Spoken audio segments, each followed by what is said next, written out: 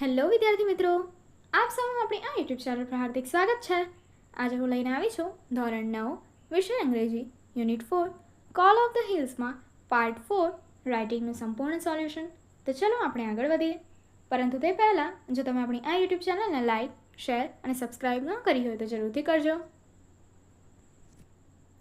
Writing first આપ્યું છે use the information in this dialogue, એટલે કે તમને એ ડાયલોગ જે આપ્યો છે એની માટે ઇન્ફોર્મેશનનો યુઝ કરવાનો છે. એન્ડ રાઇટ 2 પેરેગ્રાફ ઓન, એટલે કે એના ઉપર તમારે 2 પેરેગ્રાફ લખવાના છે. વર્ક ઇન પેર્સમાં તમારે કામ કરવાનું છે. ફર્સ્ટ આપ્યો છે અ પેટ ડોગ અને સેકન્ડ આપ્યું છે અ સ્ટ્રે ડોગ. તો જોઈએ. અ પેટ ડોગ માટે it's a belt and the mark round the neck are of a chain. My master ties me with the chain during daytime or whenever we go out. Stray dog. Oh really? Stray dog no answer આપ્યો છે stray dog.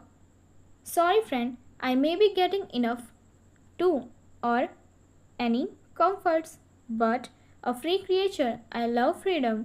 I don't want lose it at any cost. The information in the B use dialogue and write 2 paragraphs on a stray dog and a pet dog.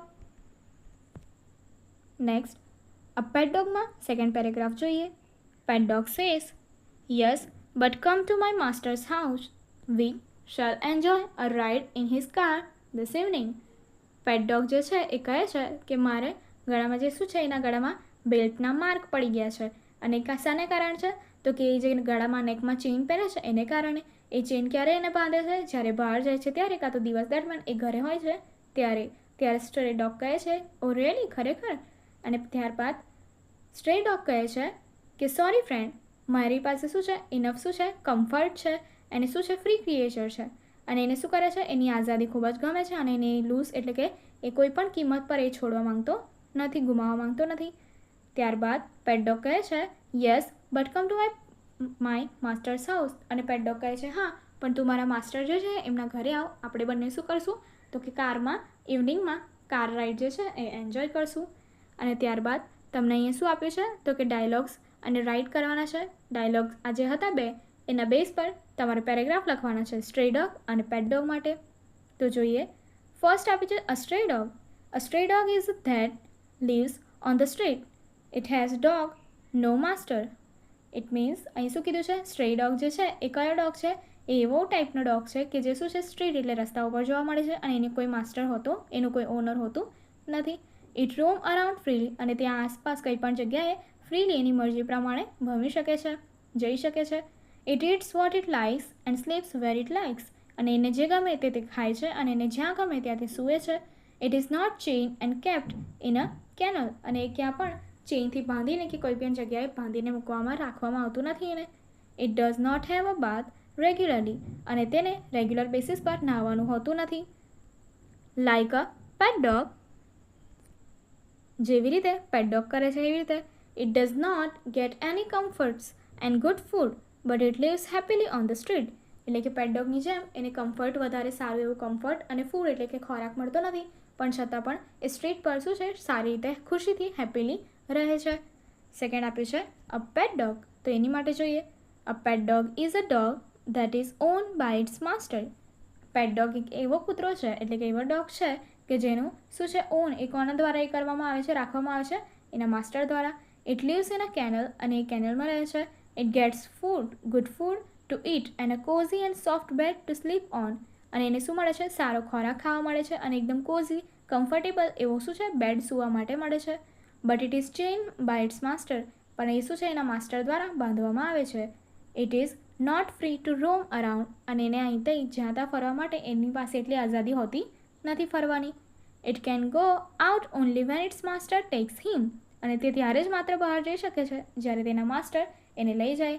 It is given good food and bath twice a day, એટલે કે એને શું મળે છે? સારું ખાવાનું મળે છે 2 ટાઈમ, અને નવડાવવામાં પણ આવે છે. It has all the comforts but no freedom, એટલે એની પાસે શું છે? સારું કમ્ફર્ટ છે પરંતુ ફ્રીડમ એટલે કે આઝાદી નથી. Second, recite this poem and fill in the blanks in the passage. તમને અહીં જે પોયમ આપી છે એ તમારે વાંચવાની છે અને પેસેજમાં જે કંઈ બી જગ્યાએ છે ખાલી ત્યાં તમારે એને ખાલી જગ્યા પૂરવાની છે. તો જો અહીંયા આપ્યું છે કૌંસમાં, the bird from the poet's cage has flown away. The poet addresses this poem to the bird, to the free bird. એટલે કે જે બર્ડ પક્ષી છે એ શું છે, એ પોએટ કવિના પિંજરામાંથી ઉડી ગયું છે અને એના રિલેટેડ એને આ પોયમ ફ્રી બર્ડ આઝાદ પક્ષી માટે આ પોયમ લખી છે. તો જોઈએ, I will not follow you, my bird. I will not follow you. I would not breathe a word, my bird, to bring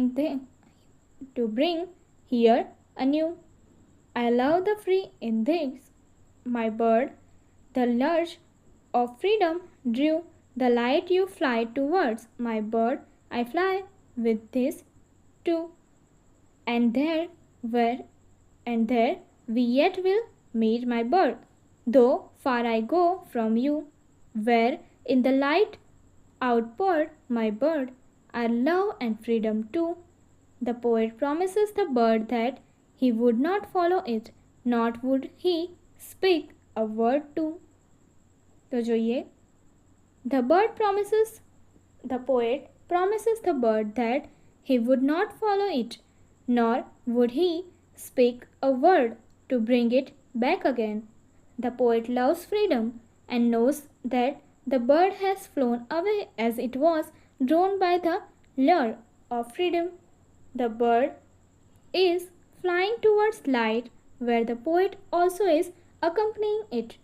The poet promises the bird that they will meet, though he is far away. There are also love and freedom, where the light is outpouring. The main idea of the poem is freedom.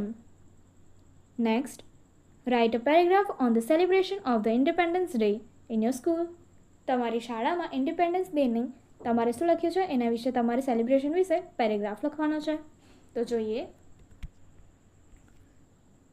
You may use these words: 1906, MP, freedom fighter, revolutionary, fearless, sacrifice life, motherland, chanting Vande Mataram, British police, not caught alive, death of a brave hero, become martyr. 1931 Allahabad. આ words જે છે એનો તમે ઉપયોગ પણ કરી શકો છો. તો જોઈએ, 15th August is celebrated as Independence Day all over the country. Our school also celebrates this day with great enthusiasm. All the classrooms are clean and decorated with colorful ribbons and balloons. The main function is held on the school playground. The chief guest hoists the national flag. We salute the flag and sing the national anthem. There are speeches by the chief guest, the principal, and some students. We remember our freedom fighters and their sacrifices. Some students also present patriotic songs. We also have an exhibition in the assembly hall. It is about our freedom struggle and our freedom fighters. It is a day of great importance and pride for all of us. Revolutionary, fearless, sacrificed life for motherland, chanting Vande Mataram. British police could not catch him alive. Death of a brave hero become martyr in 1931 in Allahabad. Chandrasekhar Azad was born on 23rd July 1906 in Bhavra, Madhya Pradesh. At a very young age, he got involved in revolutionary activities. He joined the non-cooperation movement. He was involved in incidents such as Kakori train robbery, assembly bomb incident, and the shooting of Saunders at Lahore. To avenge the killing of Lala Lajpat Rai, he was once caught by the British police and was sentenced to 15 whiplashes as his first punishment. At that time, he was only 15 years old. Disillusioned with Mahatma Gandhi's suspension of non-cooperation movement due to Chauri Chaura incident, he turned English second language into an extremist on 27th February 1931. Betrayed by one of the associates, he was surrounded by the British police. આગળની activity જોવા માટે અહીં આપેલી and screen પર click કરો. Thank you.